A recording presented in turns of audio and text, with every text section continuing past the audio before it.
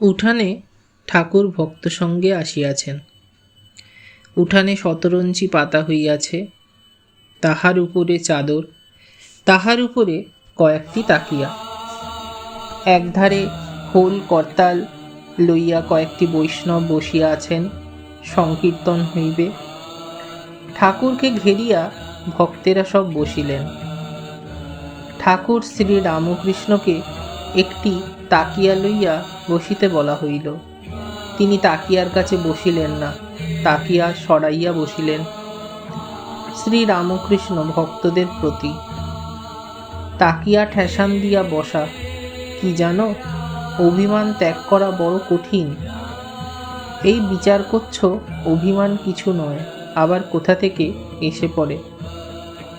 ছাগলকে কেটে ফেলা গেছে, তবু অঙ্গ প্রত্যঙ্গ নড়ছে।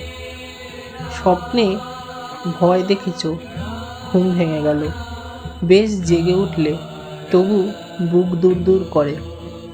অভিমান ঠিক সেই রকম, তাড়িয়ে দিলেও আবার কোথা থেকে এসে পড়ে। অমনি মুখ ভার করে বলে, আমায় খাতির করলে না। কিদা তৃণাদপি শুনিচেন তর রিব সহিষ্ণু না।